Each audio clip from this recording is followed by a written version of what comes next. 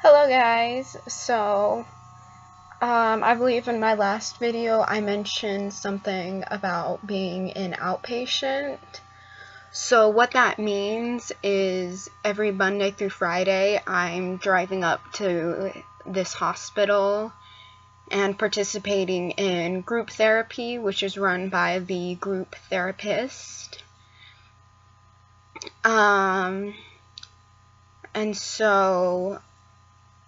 It's kind of early in the morning. People are on all sorts of different medications.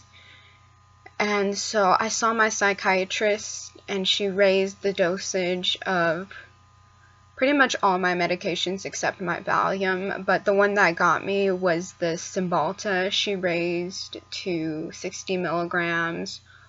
Or the olanzapine, which she raised to 5 milligrams, but she said something about the Cymbalta mellowing out people with anxiety, so I really think it was that one that was making me extra sleepy this day that I was in group therapy, because my body was adjusting to suddenly taking twice as much Cymbalta as it was used to. And, you know, it's early in the morning, people are talking, and I started nodding off. And before you start making judgments, I want you to know I'm not the first person who's fallen asleep during group therapy. There was one person who was like laying on the ground snoring, and the group therapist did nothing. Which, I mean, what can you do in that situation? You can wake them up or let them sleep. There have been people who fall asleep in their chairs. Once she realizes she referring to the group therapist, we'll just call her C for sake of being anonymous. So C would just skip over her. And so one day I start nodding off. And this happens to be the day that C gets upset about people nodding off. And, you know, so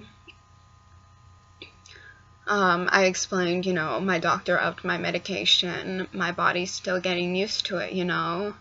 And she's like, well, we need to start a new rule for group. And basically the people in the group agreed that you get one warning if you fall asleep, they wake you up, and then the second time you're asked to leave. And that wasn't even all C's doing. That was like part of my peers, people who are supposed to be able to like relate to having trouble with medication, you know. And there was like one girl who like came to my defense and said, if people are dealing with sedative medication, you should go easy on them, you know. But the majority of people were like, yeah, just kick out the sleepers, you can be doing that at home. And I found that just so intensely unfair, because I am there because I need help. Yes, I was nodding off, and yes, I know that's not a good thing to do during group therapy, but like I said, my body was adjusting to literal chemicals that are being put into my brain. It's going to have an effect on me. And yes, it happened to make me sleepy. And yes, I started nodding off during group therapy.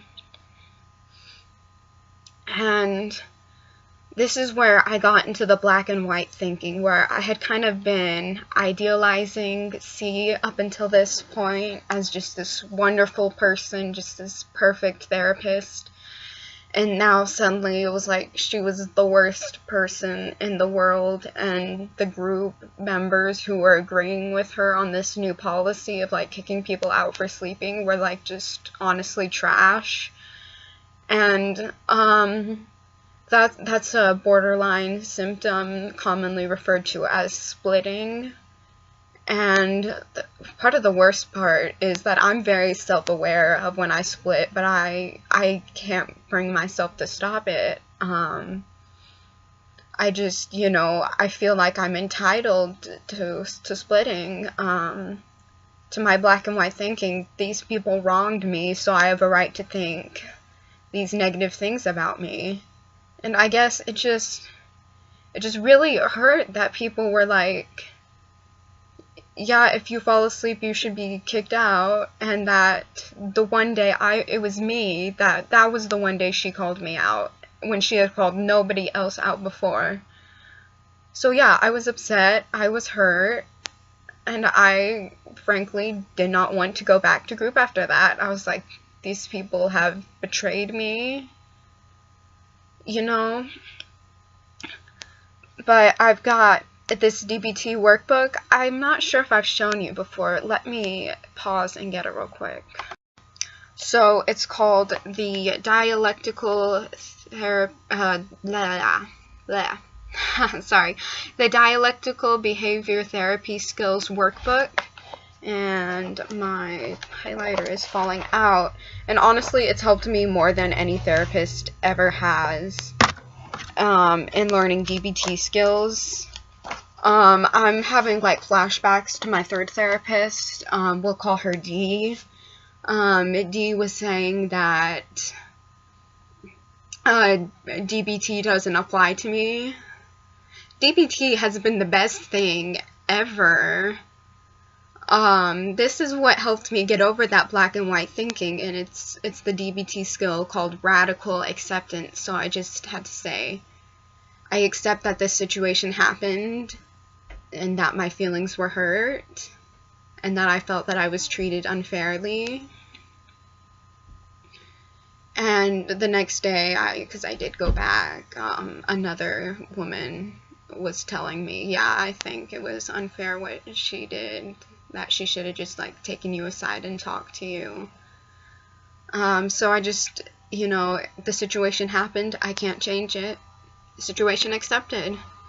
So what can I change? I can change the way I feel about it, and that's not easy, but I chose to forgive her for suddenly calling me out, putting me on the spot, and forgiving my peers for just not understanding what it's like having a sedative medication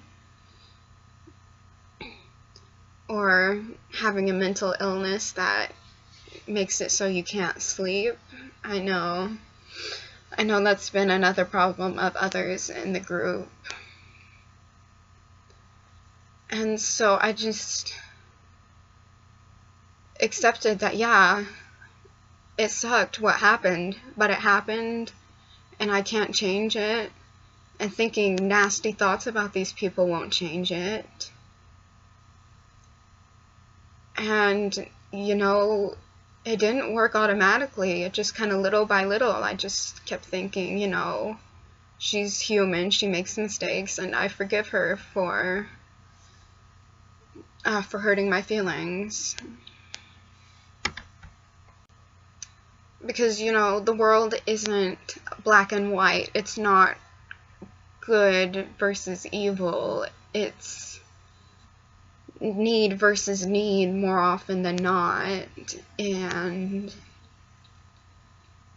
nobody's a perfect human. Idealizing BC for being just this perfect therapist. I don't even know why I was doing that. I just was at a low point and needed someone to look up to, and she was incredibly kind at first, and she just has one of those faces, like certain people just have this kind of like, I don't want to say a baby face because that sounds offensive, but kind of like a baby face that you just, it looks like you can trust them. And so, yeah, I had her kind of up on that pedestal, and when she came tumbling down, it's like she went all the way down to the bottom, where I thought she's like the worst therapist ever. And that's not true. I've been through much worse things at the hands of therapists. I can make a whole video about mistakes therapists have made. And maybe I will sometime, but right now I just want to say that accepting the situation and, in spite of what happened, choosing forgiveness over my black and white thinking has made me feel so much better. It's allowed me to continue going to this outpatient program.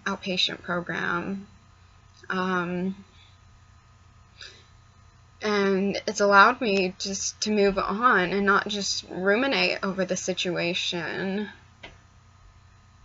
Because that's what anxiety does. It ruminates and it loves to just replay things over and over in your head again until you feel just embarrassed and like everybody else hates you.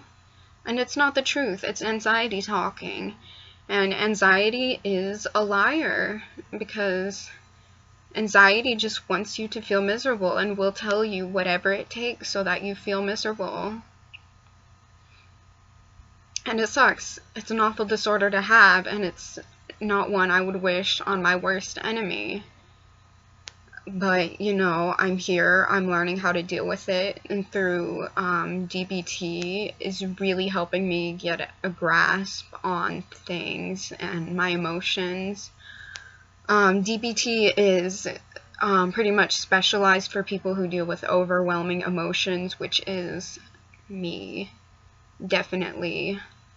I feel things in extremes. I feel elated, depressed, rather than just happy and sad. And it's helped me find a lot of peace just by saying I can accept this situation as it is and let it go. Just let the emotions, not like judging your own emotions harshly. You don't like say it's bad to feel that you have these emotions, because you have a right to your own emotions. But at the end of the day, the only person, well, okay, let me start that sentence over, because that's not going to be a true statement.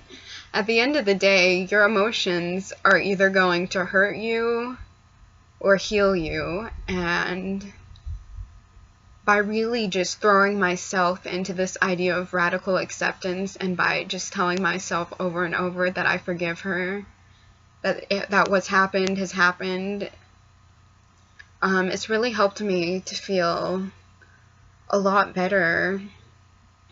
And I don't think such nasty thoughts about other people in my group anymore, which is good, because if I did, then I probably wouldn't want to be sharing, you know, and then I wouldn't be getting anything out of it.